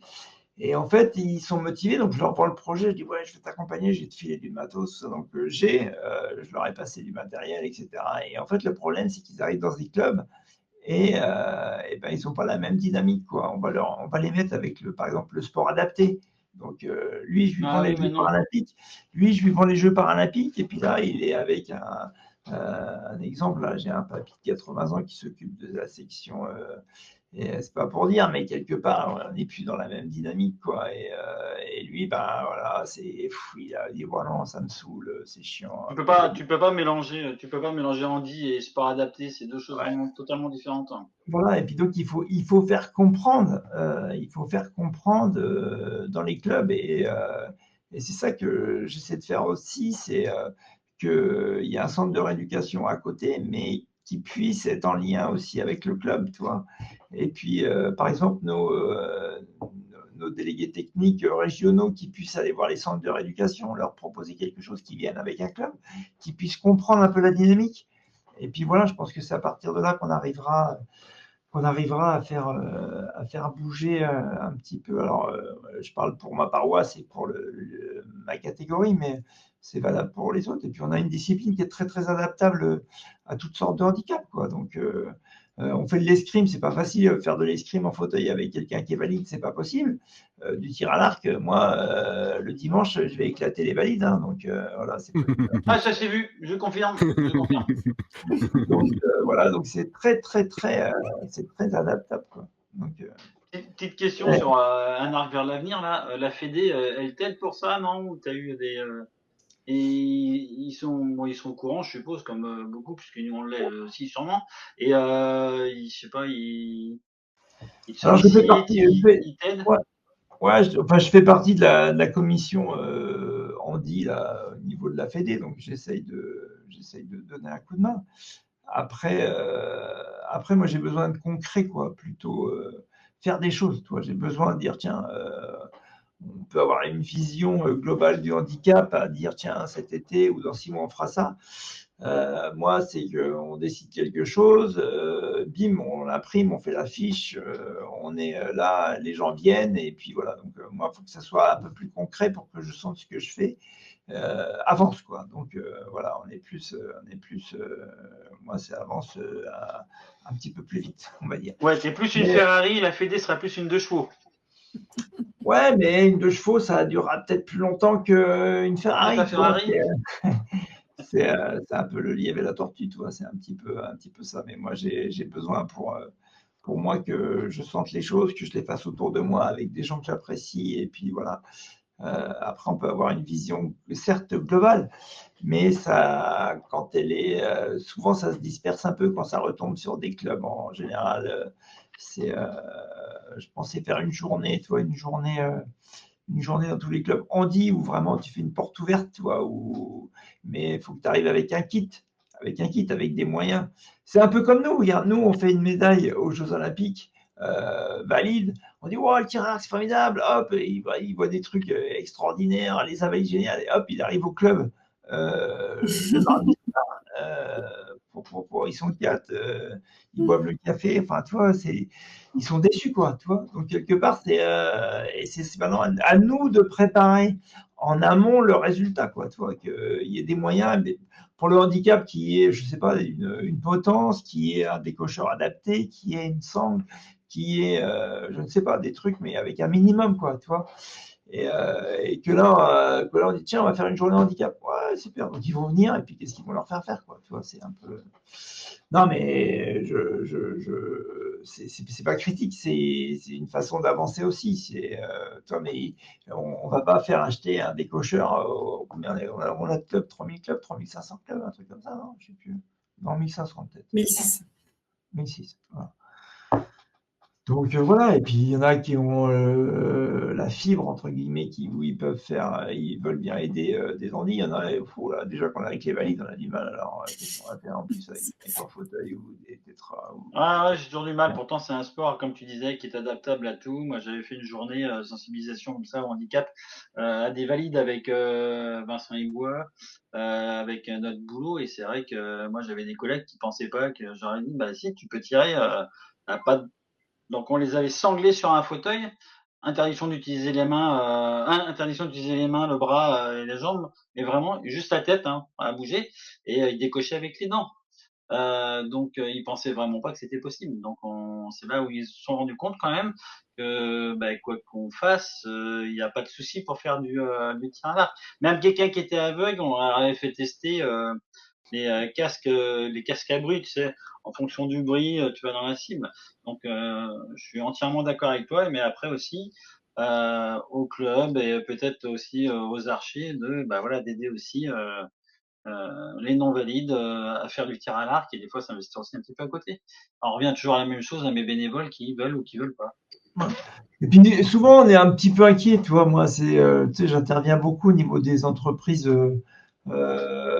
et en fait souvent, donc ce que je leur dis, c'est que vous voyez arriver quelqu'un qui est en fauteuil qui dit oh putain, il a un handicap lourd, et puis à la fin ça se termine où en fait ils prennent une claque dans la gueule parce que je fais plus de choses qu'eux, quoi, tu vois, par rapport à et on discute de personnes comme ça. Il dit rappelez-vous l'image que vous avez eue de moi quand je suis arrivé en fauteuil là, et vous avez dit oh là là, et puis à la fin ils disent ah ouais, oh là là. Et donc il y a aussi des peurs entre guillemets, la peur de, je dirais pas la peur de l'étranger, mais la peur de l'autre, c'est souvent un petit peu ça, quoi. Donc qui fait un petit peu le truc. Et puis il y a des belles histoires. Moi, je veux dire, au club de Saint-Nazaire, en fait, quand je suis arrivé, j'ai rien dit de ma carrière passée.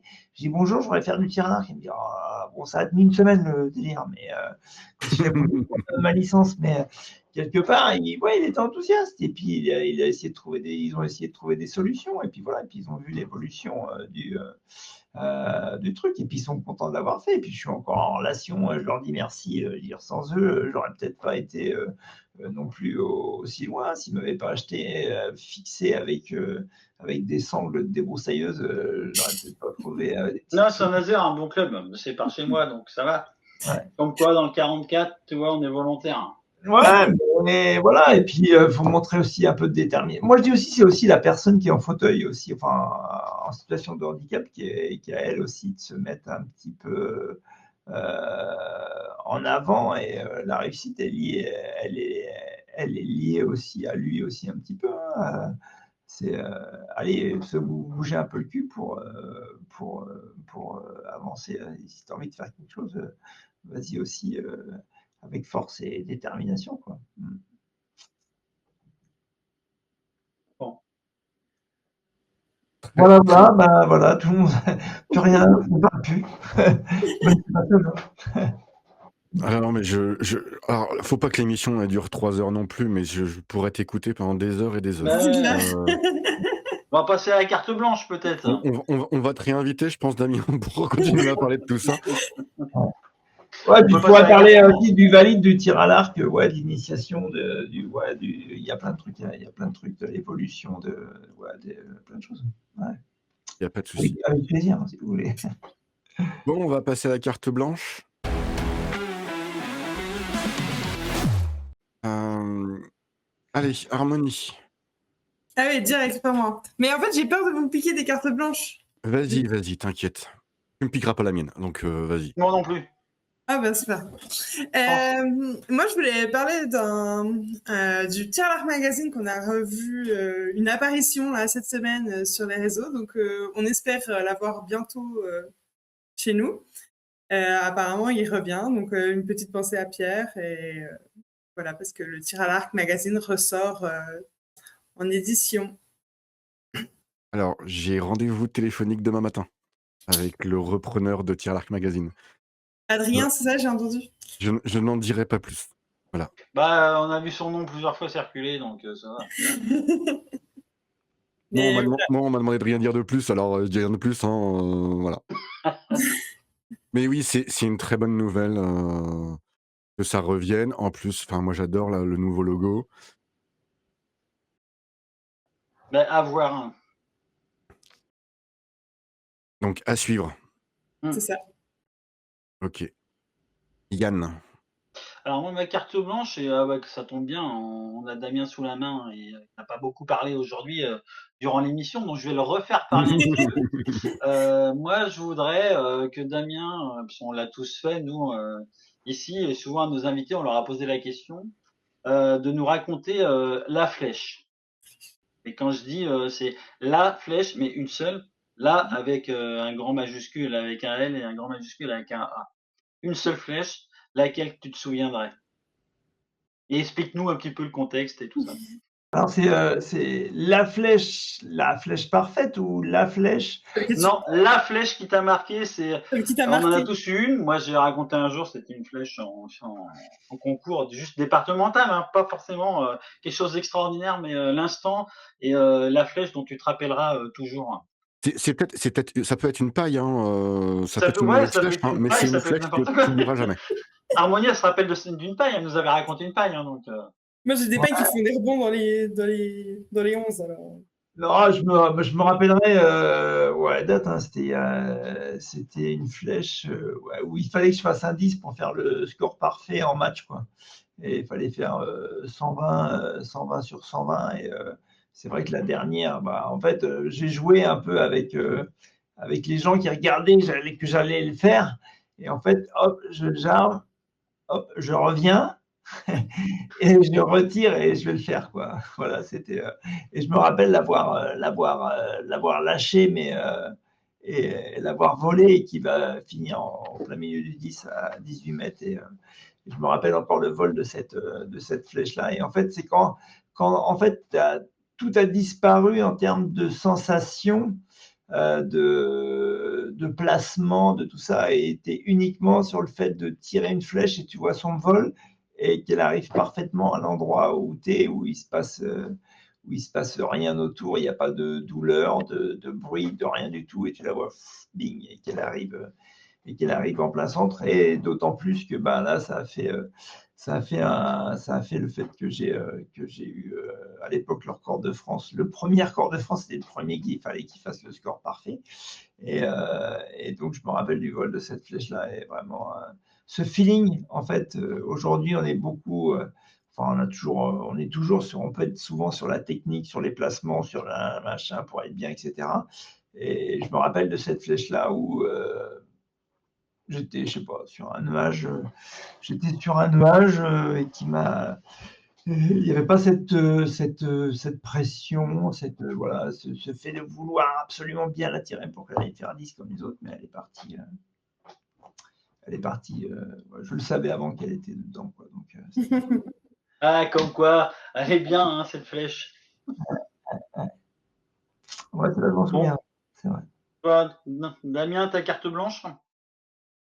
Carte blanche, je sais pas, je sais pas trop. J'ai regardé la compète de Nîmes là et j'avais J'ai vu Victoria et puis Léna chez les jeunes là, et ça m'a marqué parce que en fait, eh ben, elles étaient au Crêpes avec moi, au Crêpes de la Chapelle. Et donc voilà, et puis c'est des filles qui sont très sympas, et je suis content de les voir arriver au plus haut niveau, et ça c'est vraiment un truc qui fait bien plaisir. Et puis je vois que le niveau français, hein, est plutôt assez élevé chez les classiques. Bon, chez les poulies, c'était un peu moins bon cette année, mais en tout cas, voilà, je suis très content de les croiser. Et puis, je leur ai envoyé des petits messages pour les féliciter. Et j'étais très content de les avoir vus tirer. Et chapeau, chapeau. Ouais. Ah, et puis moi, tu peux pas savoir le bonheur que ça a été. À la dernière émission qu'on a enregistrée, bah, ça fait quelques années depuis que j'ai tiré avec Victoria sur un concours il y a très longtemps et que je l'ai vu tirer, je dis putain, cette fille, putain, elle a une technique, elle a un tir à lire à loin, donc je suis régulièrement un peu ce qu'elle fait. Dernière émission, j'ai annoncé qu'elle gagnerait Nîmes. C'est Tout le monde vrai? n'était pas d'accord, mais j'ai dit cette année, c'est son année. Elle gagnera Nîmes et je suis content qu'elle ait gagné Nîmes. Et tu vois, quand je vois les vidéos, la façon de tirer, etc., c'est au niveau de l'aspiration, quoi. Ça doit nous faire réfléchir sur le placement, la voluptuée, la volupté, ouais, comment je pourrais dire, la façon de faire, de tirer une flèche, et c'est vraiment, c'est euh, c'est très plaisant en tout cas. Notre tir à l'arc est une belle discipline, mais quand il est bien pratiqué, c'est encore plus joli, c'est clair. Ça a l'air tellement facile. Ouais, ça devient Ouais, clair. ouais, c'est assez incroyable. C'est assez incroyable. Mm. J'ai regardé les championnats du monde de fléchettes, c'est pas la même truc, Non, c'est pas aussi joli. Pas les mêmes C'est Ouais, vrai. vagues, mais bon. il manquait un truc, il manquait un truc. il y a un truc de différent. Ouais. Bah, c'est à moi. Alors c'est aussi bien un coup de gueule que un gros cœur. Encore. Encore? Oui, bah, oui, mais voilà. J Alors on fait des émissions, on met sur les réseaux, voilà. J'avoue que des fois, bah, c'est un peu compliqué. Alors je vais commencer par le positif. Commencer par le négatif. Je suis tombé sur une personne qui a, commencé le tir à l'arc, qui a une forte poitrine, qui a demandé dans son club comment faire et cetera. Parce que sa poitrine la gêne et cetera pour tirer, que son entraîneur, enfin entraîneur femme trouvait pas de solution et autres. Donc elle a posé des questions sur les réseaux et elle s'est fait, défoncer, laminer, troller comme vous voulez et cetera, et je trouve ça dommage. Alors il y a des gens qui ont été de gentiment, mais en gros sur les 200 messages, c'était pas forcément agréable. On a échangé un petit peu, je me suis fait défoncer alors que je disais juste bonjour et cetera en voulant l'aider. On a discuté, enfin ça s'est bien passé et puis, bah, j'espère qu'elle a trouvé une solution, mais arrêtez de troller les gens les gens cherchent de l'aide et bah, si vous avez pas de réponse, passez votre chemin ou choses comme ça, donc voilà, c'était ça c'est mon petit coup de gueule, sur les gens qui passent leur temps à troller des gens qui veulent juste un petit coup de main pour, progresser dans le tir à l'arc ou avoir une solution, même si c'est quelque chose qu'on connaît depuis 30 ans. Eux, ils débutent peut-être tout juste et ils savent pas forcément, donc voilà. Et la deuxième, bah, je prends l'exemple, là, j'ai discuté avec, alors son pseudo, c'est Jérôme de Nice. Il est pas de Nice, il tire à Monaco, mais qui m'a envoyé des petites images de Nîmes, enfin, qui partage, en fait, ce qu'on fait. Il y a plein de gens, en fait, qui partagent notre émission, qui nous envoient des petits messages sur Insta. Abonnez-vous à notre Insta. Donc merci, à tous ceux qui font ça, ça fait super plaisir, mais ouais, ça me alors j'en ai plus, hein, des positifs que des négatifs, des petits messages ou des gens qui découvrent notre émission ou qui nous disent merci ou des petits messages en Quand on te commentaire sous reconnaît. YouTube ou autre, c'est super agréable, donc voulais vous dire merci. Ça me donne la force de continuer, de préparer ces émissions. Des fois, c'est un peu compliqué bah, quand je vois l'émission qui arrive le mois prochain, bah, on va bosser et puis, bah, à côté, on a des Damien, qui nous racontent leur vie, leur passion et tout ce qu'ils font pour le tir à l'arc voilà. Merci aux réseaux sociaux d'exister pour ce genre de cas. Voilà et soyez un peu plus gentils. Résolution 2026, soyez plus gentils et plus cool sur les réseaux sociaux, s'il vous plaît. Quand on pose des questions, même si ça vous paraît bateau. Voilà, ma carte blanche. C'était tout. J'ai calmé tout le monde, plus de personne ne dit rien. Ah bah oui, non. Il y a plus Si, rien on à va dire. dire quand même on va dire un grand merci à Damien, parce que c'est vrai qu'on l'a quand même, je lui ai pas sauté dessus, mais j'en ai profité un petit peu. L'avantage, c'est que Damien nous connaissait un peu. Quand je lui ai parlé de l'émission, il a dit oui, oui, j'en ai vu une. Je lui ai dit qu'on voulait parler un peu du handicap et de lui, il a dit bah, pas de problème. Donc c'est pas toujours le cas et il s'est rendu disponible très très rapidement parce qu'on s'est vu Damien le premier week-end de janvier et voilà, on a pu faire l'émission aujourd'hui, on l'enregistre souvent une semaine avant l'apparition. Donc écoute, encore C'est de ma faute. merci de ta disponibilité. Hein. Non, bah, sans problème, sans problème. Très bien, bah, écoutez, merci à vous, hein, c'était bien sympathique et puis peut-être à une prochaine, peut-être Ah en mais vrai. avec plaisir. Avec plaisir. Voilà, sans problème. Écoutez, On On fera pense peut-être à une émission. Nico. On pense à Nico qui aurait bien voulu être là parce que quand on lui a Oui. dit que Damien venait à l'émission, il a dit ah non mais je peux pas la faire, je peux pas la faire. Donc peut-être qu'on en fera une autre, Damien, et Nico sera là. ah bah, ok, sans problème, sans problème.